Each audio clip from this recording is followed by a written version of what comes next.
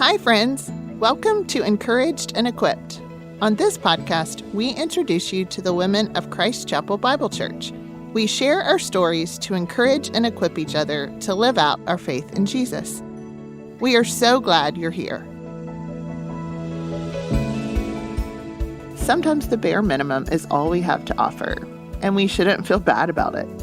But when it becomes our habit, we and all the people around us miss out.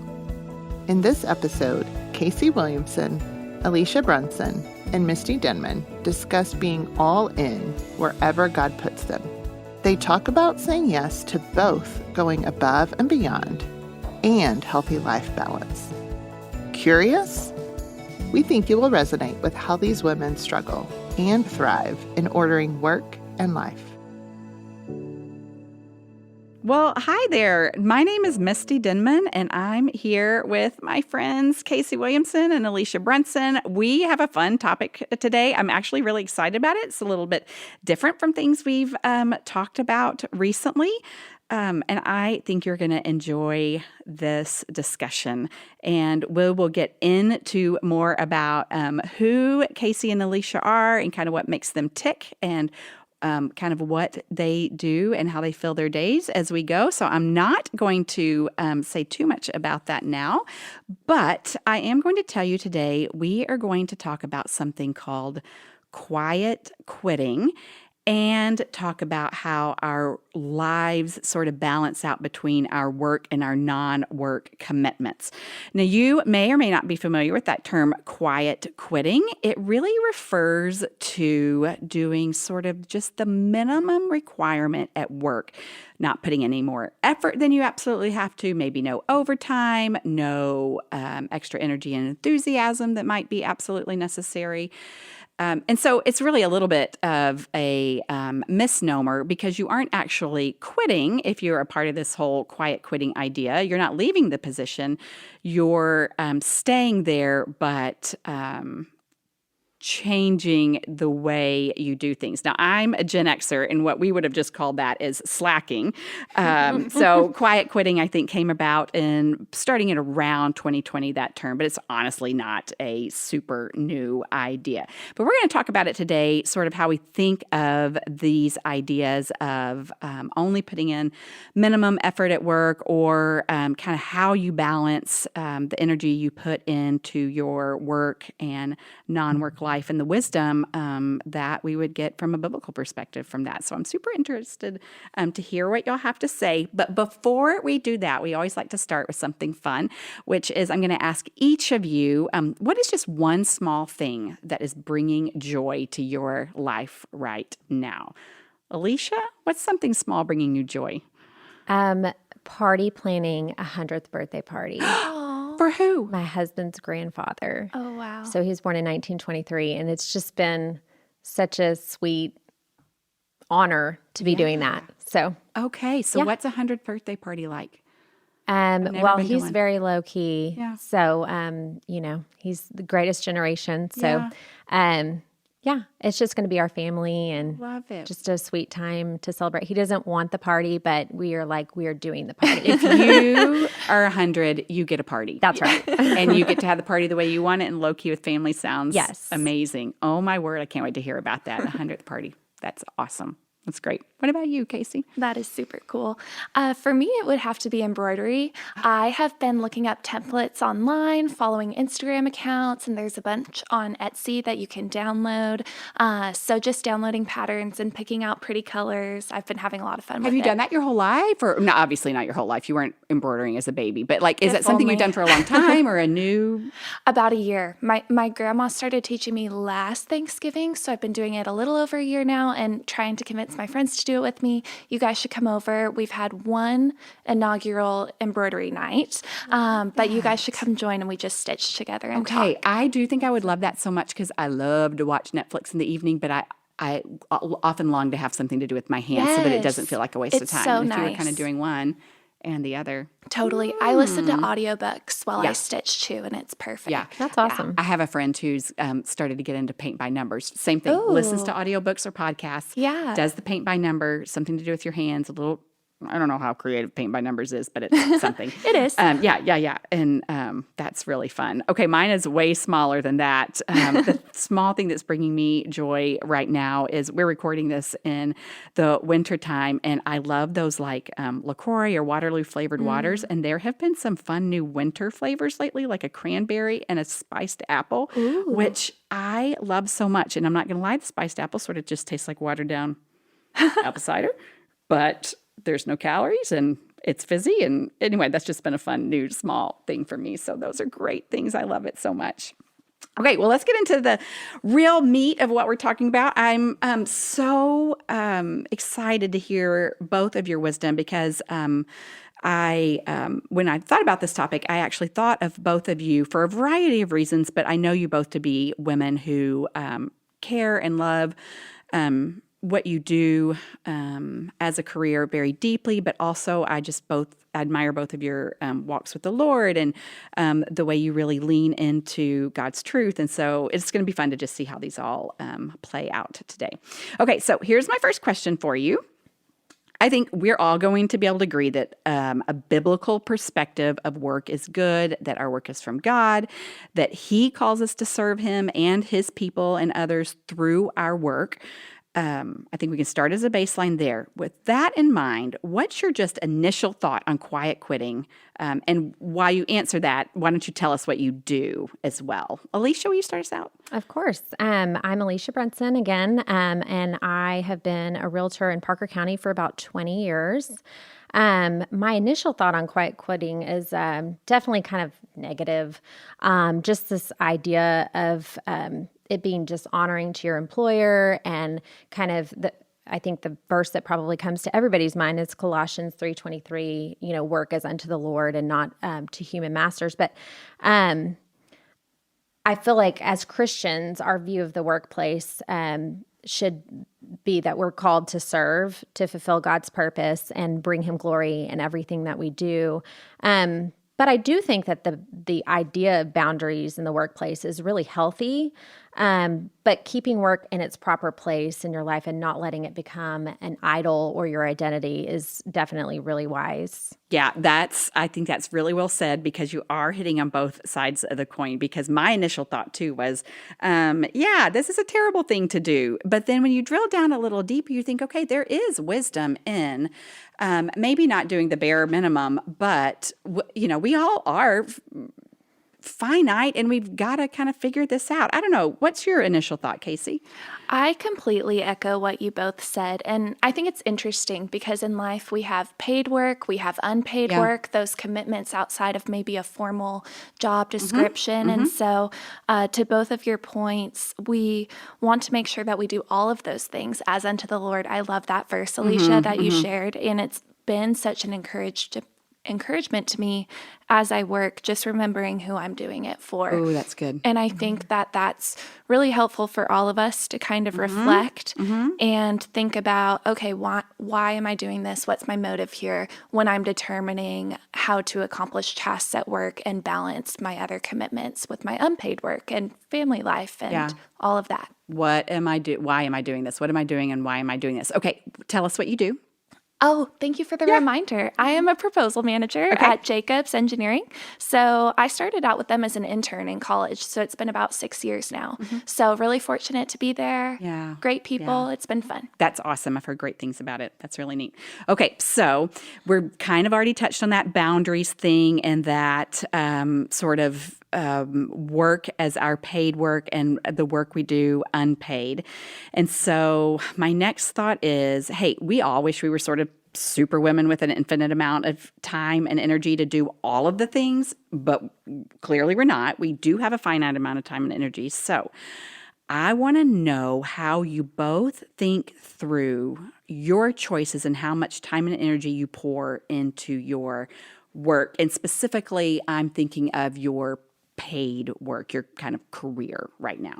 What do you think, Kacey? Definitely. Something that a friend shared with me a while ago that's been so helpful is the idea of asking God to order our days. Yes. And just sort of laying your schedule before the Lord, maybe all the tasks that you have to do, all the deadlines you have with work, and ask Him to order those meetings and those tasks when it's time to focus, when it's time to engage with coworkers, because it's easy to see the whole mountain and get overwhelmed. Yes. Very easy. Yeah. And I found it so helpful when I can take a step back, bring it to the Lord, and just kind of let Him lead and take it one step at a time with Him. How often do you feel like you do that? You know, some days are better than others. Sure. Some days I definitely get overwhelmed and spinning, so I don't think about it. Yeah. But, you know, it's really, I'll have Post-its around my computer to remind me to kind of stop and reassess. So honestly, I do that every few days, or if it's an extremely busy day. Not all the time. Yeah. I love that idea. Yeah, I do too. And I like that, the honesty of that answer, because if you had said, oh, every single morning I wake up and do that, I was, If only. I need to do that too. That's great. Yeah. I love that idea of, I've got these tasks before me. How about I lay them, instead of taking total control over it, I lay them before the Lord and let Him kind of guide and lead me I know I've got to do these things, but the amount of time and attention and where and when and how, I trust Him to lead me through that. Yeah, that's good. Alicia, I bet your story's a little bit different just because of sort of the nature of what you do. Oh, definitely. Tell us your thoughts. Yeah, so being self-employed and just kind of having this unique job structure that I'm kind of really in control and can set my own schedule, and I don't have somebody over my shoulder requiring things of me is very unique. And I feel like my job just comes in waves and seasons, and it's definitely changed over the course of my career also. Like, really early on in my career, texting wasn't a thing. Yeah. This idea of being always accessible was not a thing. Email, was a thing, but it wasn't like you didn't have your email on your phone. So nobody expected you to answer it within minutes like you do today. Yeah. Like we do today. Yeah. So, people would contact you during business hours, and it was really, that was an acceptable thing.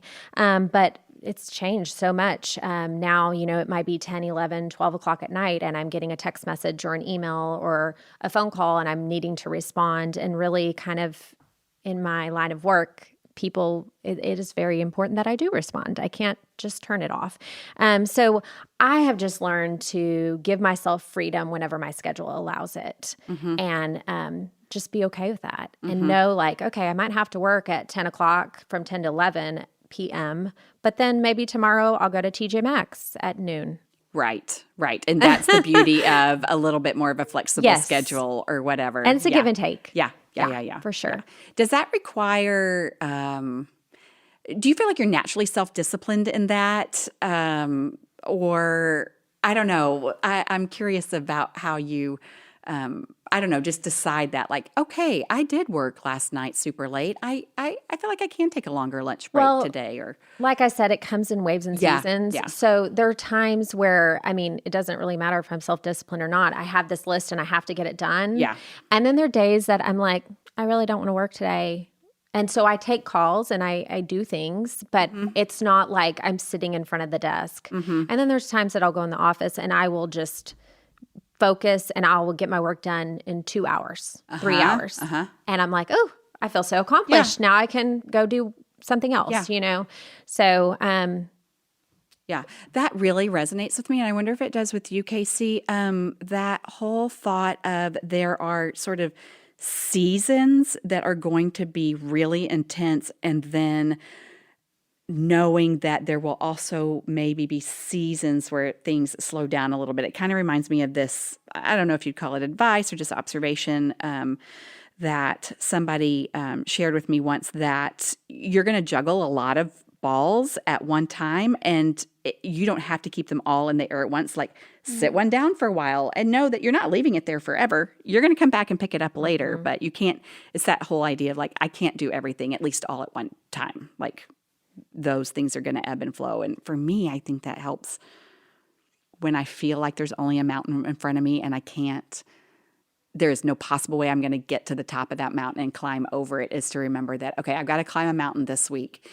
And next week, maybe it's only a smaller hill. That has gotten me past a lot of really overwhelming stretches of life. So I love that word picture that you had there, Kacey. Yeah, that's great, because if you were always so intense, you'd burn out eventually, I think. Oh, yes. And there are seasons. I mean, we're coming out of COVID and just this really crazy real estate market that, I mean, it's a lot. And I think sometimes whenever I'm in it, I don't realize how intense it is. Yeah. I'm just doing it because I'm a list maker and I'm going to mark it off my list and I'm going to accomplish it. Yeah. And then I'll look back on it and go, whoa, that was a lot. Yeah. And I did it because the Lord was there with me. Yes, 100%. Yeah, 100%. That's really interesting.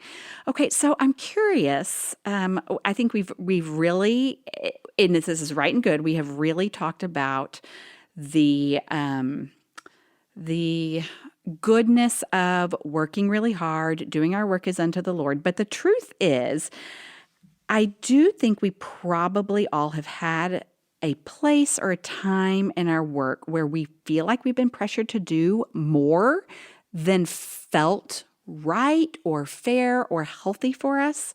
So I want to know, what did you do in that? How did you deal with that? What was your takeaway from that? Because it kind of goes back to that. We do have a finite amount of time and energy. And if you don't want to just do the bare minimum, how do you figure out how to handle, hey, something's not right here in the way I'm kind of being asked to do my tasks? What's your thought, Kacey? Yeah, I think that's something probably all of our listeners can relate to. Yeah. Just this idea of maybe being asked to do a little bit more than we feel fits our job description, or maybe we're coming off of a busy couple of weeks and then still being asked to put time in. One thing that I've found helpful lately is usually trying to say yes with a boundary built into it. Okay, tell us more about that, because when we were talking about this beforehand, I thought this was genius and brilliant. So tell us. It has been so helpful. Just the idea of, for example, if someone asks for my help over the weekend, I might say, yes, I can only help until 1 o'clock on Saturday, but I'm happy to help until then. Something like that, where I'm still protecting time and not letting it get to a point where I get burnt out and resentful, because that's not great either. That's been really helpful. How did you get to that place? How did you learn how to do that? That yes, and for this amount of time. I just think that's impressive. Really good. Being only 6 years out of college. I know, exactly. Yeah. Well, I did crash and burn. Is a little bit part of it, I tried to go all the time, working all the weekends, all the nights. And it helped me realize, one, I really can't do this on my own. I need the Lord. And two, it's just not sustainable. So it was, kind of out of a practical necessity, realizing I literally can't work 24/7. And also I also, like we talked about earlier, we want to work hard and glorify the Lord in our work, and there is some discernment. Maybe I can offer to help a coworker, to help them one Saturday morning because I know they really need it, and I feel like I'm in a good headspace, and offering that to bless my coworker. I think there's a difference between that and feeling guilted and compelled to do something and worried about the consequences if I don't. That's a real heart issue and a heart difference of it. That's good. That's beautiful. Yeah.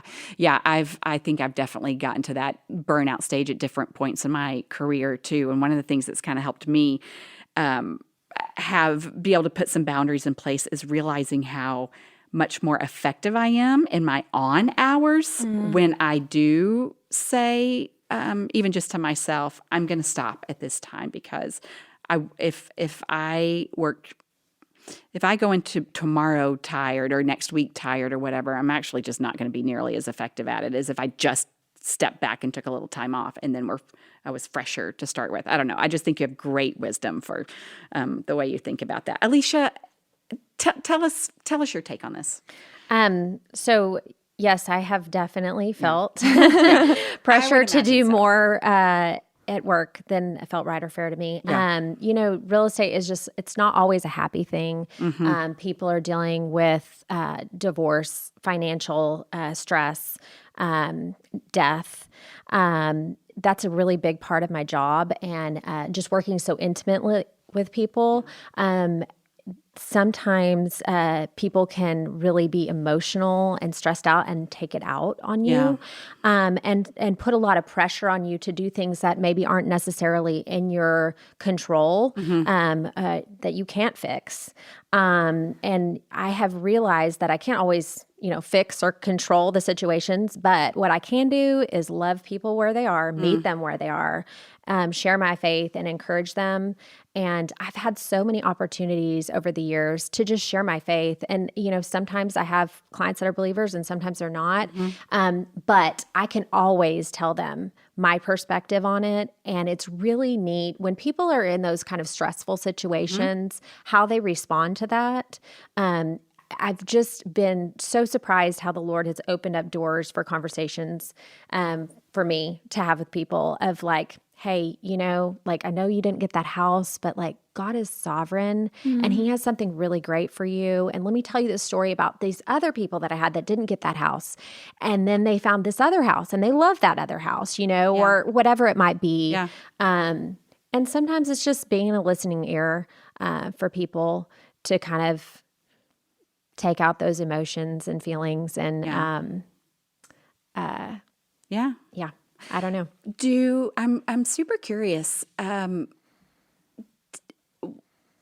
did you decide, not when, how did you decide? It seems like it's a scary thing to share your faith in a work setting because you don't know how people are going to respond. Maybe it's only scary for me, and I work at a church, so it probably shouldn't be scary for me. But it is. I always have that in the back of my mind. How is the person in front of me going to respond to that? Are they going to think I'm weird? Are they going to be offended? That kind of thing.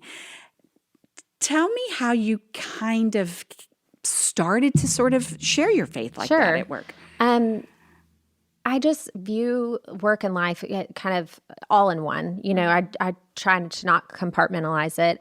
And I think, I started this when I was in my 20s, early 20s. And I think at that point in time, I didn't have the confidence to do it. But as I've gotten older and wiser, I feel like I've just been really bold in it. And I feel like people are so receptive to it. Even if they don't believe or you don't know where they stand, most people will be like, oh, and it's like almost like they have blinders on or something, and you can kind of say, hey, let's take a step back, let's look at this, let's talk through this. And it's really amazing. And I never really, for a big portion of my career, I never really thought about like, oh, what I'm doing is like a ministry, right? And I think probably within the last maybe 5 years or so, I've been like, hey, this is really an opportunity for me to do that and, kind of be this light. Yeah. Well, you've both hit on that because you said that too, Kacey, like when I can and I have margin to come alongside a coworker who would be encouraged by my help, that is a ministry. That is in from the heart. And yours too, the like, hey, let's just step back from this disappointment for a minute and let me help you with some perspective. I see. Yes. There's a bigger something going on here, that kind of thing. And I love that. It's really encouraging to me. I love that people have been receptive to that. And that it has been I just think God goes before us in that. And I have so many really cool stories about how God has worked in that, and how I've seen it and been able to testify to, oh my gosh, like only the Lord could do this. Yeah. Then I feel like every time you have one of those in your memory bank, it gives you courage for the next time. Oh, absolutely. Like, yes. Yeah. Yeah. Like God, that's beautiful and neat. And I hadn't thought about that before with kind of both of your situations. One, the responsibility that you feel to come alongside somebody at work that you might be the difference between them being overwhelmed or having that little extra bit of help or push or encouragement or whatever that helps them to be successful. That feels like a very selfless thing to do and a beautiful thing to do. And then yours with sometimes you're walking alongside people in just a real low point in their life and trying to, your piece of that, trying to help them get out of that or just move on or whatever, a new piece of that low point. And I really feel like God created me the way that he did for that job, for that work. You know what I mean? Like there's so many things about my personality that I'm like, oh yeah, that makes sense. Like, okay. Yeah. I think that's the best. That's to so feel cool. like you were made to do what you're doing. Is there anything better than that? That's good stuff. That's neat. Okay, so my guess is you both sound like you're in a pretty healthy place, but my guess is you haven't always known exactly how to do this sort of work-life balance thing right. You haven't always thought, I know exactly how to sort of spend my time and energy and what to give to work and what to, hold back for another part of life or whatever. What's something you've had to like grow into and learn how to do well? And what's that process been? Or did you just always know exactly how to do these things? Or another thought might be, what have you gotten wrong and how have you learned to kind of flip that and do it more wisely in your workplace? Alicia, you shared a great story with me when we were talking about this ahead of time. Will you share that? So I feel like early in my career, I just kind of took it, whatever it was, whenever it came, and I really let my business dictate my schedule. And then as I transitioned from being single to married with a family, I realized very quickly I was going to have to set expectations and boundaries and set them early with my clients. And I found is that people respect those and respected me more because of it. And so that was really a neat thing. I was so scared and timid to do it. But once I did it, I was like, oh, this is great. And an example of that. So let me stop you real fast. So in your head, as you were thinking through that, hey, this isn't working, I'm going to have to set some expectations. Did you have any fear of, what if I do this and it doesn't work well? Yes. Okay, so there was that fear because there. I felt like, oh, if I want to be successful, I'm going to have to just always be available and always do these things. And, so. But you did it anyway. I did it anyways, and I realized, oh, this is a really good thing. And people, if they feel like, oh, I'm going to give you, I'm available this day and this day, but I'm not available on this day, they're like, okay, well, and then they will adjust and it's fine. Yeah. I think people just need to know expectations and communicate them clearly. Yes, and communicate them early and clearly. Yeah. And an example of this would be about a decade ago. I really had this desire to be doing women's Bible study on Wednesday mornings, but I was just so concerned about, being away from my phone for those 2 or 3 hours on Wednesday mornings. Because you're in a career where people feel like you need to be available. Oh, all the time. All the time. Yes. Yeah. And so I just really struggled with it. And I'm going to say I probably struggled with it for a year or two maybe before I decided that I was going to step out in faith and be obedient. Let's just say that. Yeah. But when I figured out that I needed to do that and I carved out that time, and I just made Wednesday mornings a standing appointment for me. I am at Women in the Word, and I cannot tell you how blessed I've been because of that. Like my faith has grown exponentially, my knowledge of the Word, and my walk with the Lord, and I'm really better able to serve my clients because of it. And so that's just been a really great thing for me, and I'm just so thankful. So if you're out there and you're thinking, oh, I'd love to do that, but I just don't know, like kind of like what you were saying earlier about the Lord ordering your day, like it just, he does. I mean, he gives you that time. And for me, I can look back on my life and say, okay, when I decided that I was going to commit that time to the Lord, the fruit from that far outweighs anything. The loss of which there hasn't been a loss. That called me. Yeah, so there hasn't even been a loss. I mean, I'll call him back. Yes. It's okay. Yeah, and it's really only 2 hours in the whole scheme of things. Right. Yeah. And I mean, I just feel like my own personal growth and my faith, it allows me to do my job so much better. So. Yeah, that's a really interesting thought in that whole. So, if the idea of quiet quitting is I am only going to put in this minimal effort while I'm there, to me, that what you're saying is kind of the antidote to that is I'm going to be all in while I'm at work, and then I'm also going to prioritize some other things in my life that I feel like the Lord's called me to, and I'm going to be all in there, and I'm going to trust God to work through those things, and He has. In ways that I couldn't even ask or imagine. Oh, that's so good. That's so good. Kacey, talk to us about your figuring out the whole work Definitely. Still balance thing. Definitely still trying to figure it out, of course. Yeah. And I already alluded to it a little bit earlier, but especially early in my career, I was so concerned about my coworkers and manager, everyone's view of me, and wanted to be seen as the hardest worker and putting in all the time and that extra hours. But a lot of my motive was off. It was wanting to excel, climb the corporate ladder just for the sake of doing that. And so the Lord's been really gracious to give me a right perspective of work, again, as a gift He's given us to steward our times and talents, to serve Him, to serve the people around us. And with that view in mind, it's just helped me look at work from a different perspective and realize that, yes, while my work is important, I can put in the time and energy it takes to get something done, fulfill all of my tasks and then some, if I'm able to.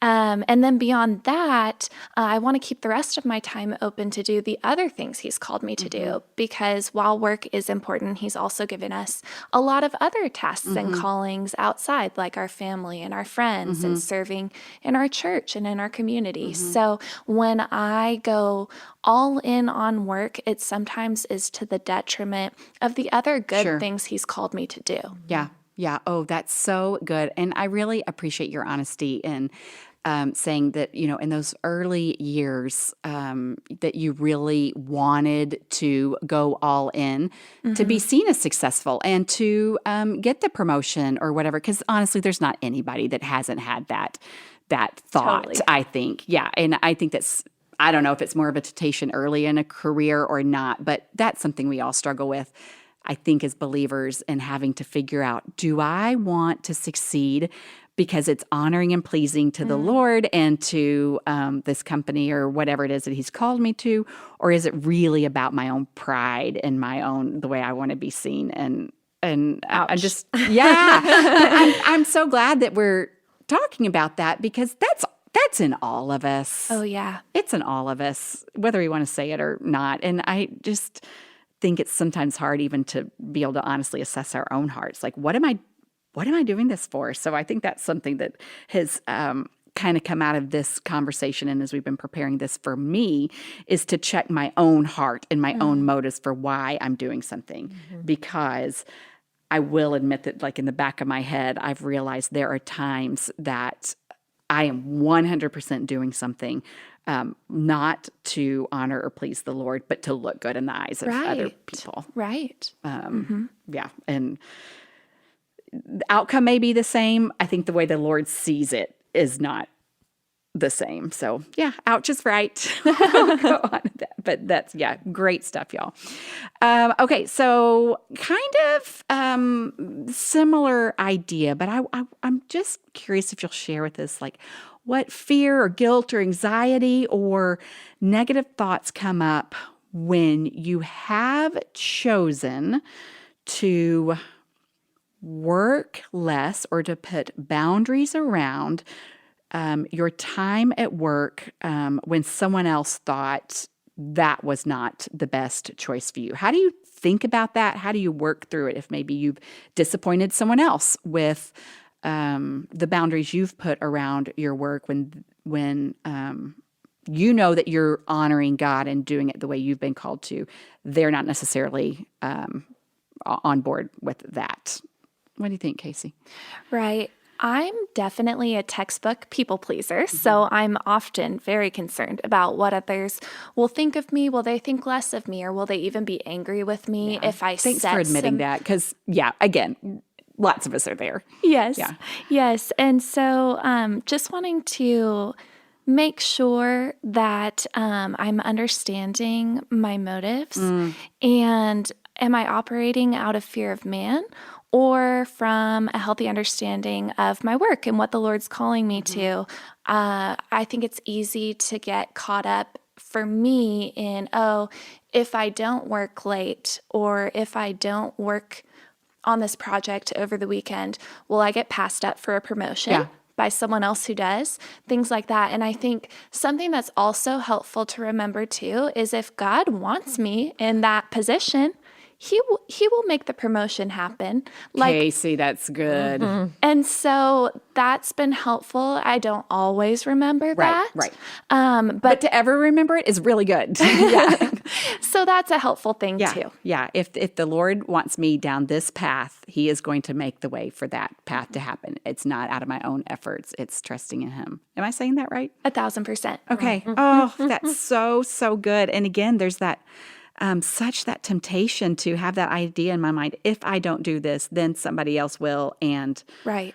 I will not look good in the eyes of man. Right. Not necessarily in the eyes of the Lord. Whoa. I don't think I realized as I started thinking about this whole topic and this whole idea how much of it really would boil down to, am I trying to please man or am I trying to please God? And that pleasing man would even include, am I trying to please myself Totally. or please the Lord? Totally. Oh my goodness. Wow.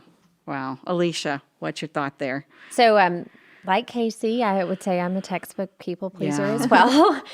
So, I mean, I definitely have experienced all those emotions and feelings, and I'm known for taking things personally. I don't really know how to do things halfway. Yeah. I'm all in. But I think as I mature, I realize that sometimes those expectations are unrealistic, and I just need to do the best that I can do and be responsible for what I can be responsible for, and just rest and have peace that the Lord, like you said, if I'm supposed to have a promotion, God will make that happen, you know? And so I just think just resting in that, and it's been a process for me to get there too. And I think early I was just like, I'm going to do. And Prove now, myself yes. rather than. And now I'm like, okay, maybe those expectations are unrealistic, and I'm going to do the best that I can within my ability, but I'm not going to stress out and worry about doing more than I really can. And why? Okay, and I hope I'm not throwing you for a loop here, but how did you get there? Why? What's your thought process behind that? I would say I got there because there's so many things in my job that are really out of my control, and I just had to get there. I mean, I remember early in my career, I crying over transactions a lot. And also my parents are both realtors, and so I remember calling my mom and just being like, I can't do this. I don't know what to do.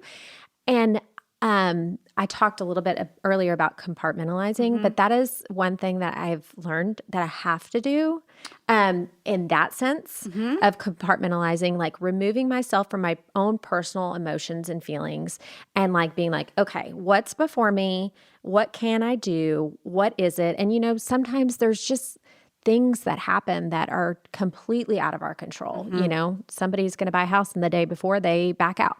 I mean, there's nothing I can do about that. Yeah. So it is what it is. We have to take what the information we have and say, okay, now what can we do next? What's the next right thing? You know? What's the next right thing? That's good too. Yeah. That's really good. Yeah. Oof. Great wisdom and advice here. Okay. So I think that there's no way that if you are living life like this at your workplace that other people aren't going to see and notice. So I'm curious if you've ever noticed that the way you choose to approach your work as a believer, doing it as unto the Lord, have you ever seen it influence a coworker? Just tell me about that, how the choices you make at your work influence the people that you work with. What do you think, Kacey? I sure hope so. I know. I'm sure it does. I've never been with you at work, but I can't imagine that it doesn't. Yeah, I need to bring y'all to work with me one that day. would be We should super all fun. swap. Yeah. But no, I mean, I know how much that I've had the privilege of working with other believers and how much they've impacted me. One thing that I hear a lot is a lot of my coworkers comment on, oh, you're so positive, or you have such a great attitude. And sometimes that's an opportunity for me Absolutely. to Tell 'em share why. my heart behind work. And sometimes, I may not vocalize it, but I'll just pray that the Lord takes that and uses that to further reveal himself to them. And for me, relationship building is huge at work because once I establish that friendship and rapport with someone, it's much easier for me to then share my faith in the gospel. So I think all of those things work together. But yeah, the example I hear recurring is the thing about the positive attitude. So people notice a difference. Yeah. For sure. Yeah. And you wouldn't have that. Well, maybe you would. Maybe you would be delightful even without It'd the be Lord. But I interesting. can't help but think that your relationship with the Lord and your, the joy of the Lord you have, the Holy Spirit in you is what they're seeing as that difference. Yeah, I hope so. Oh, that's beautiful and lovely. I love it. Alicia, you had a fun story. I want you to share it with us. So I had an assistant for several years, and when she went on to her next chapter, she wrote me the kindest note, just thanking me about for all that I've taught her, the patience that I had with her, kind of explaining the business and showing her the ropes and everything. And the end of her note, she ended with, I've learned so much about real estate and faith, and she had underlined and faith, and I was just so encouraged and honored by that, and just it really kind of hit me like, oh, like that was actually maybe the most important thing was my faith. Right. And I really think that that's what it's all about, just living out our faith and bringing God glory in every aspect of our life, in our work lives, our personal lives, our home lives. I mean, that's the point, right? Right, because somebody else, the truth is, somebody else could have taught her probably the same things about the real estate side of things.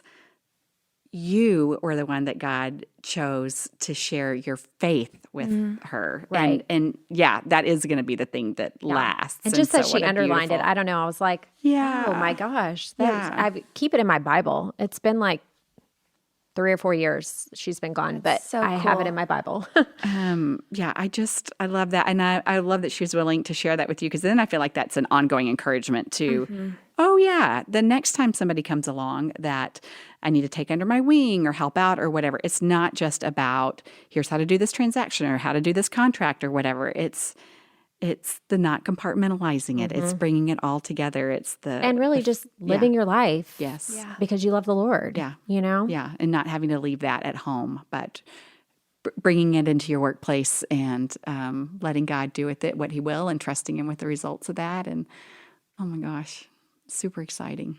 It's exciting. I love working in a church, but I think there's great beauty and joy and opportunity in working in an industry outside of the church because it just opens up doors for you to be able to honor and bless other people and the Lord in a way that doesn't necessarily happen, as an employee of church or working in a ministry or whatever. So I just think that that's lovely and beautiful and great. Oh my gosh, y'all have shared great wisdom. What's that? I said being the being light. the light. Absolutely. Being the light. You guys definitely have done that.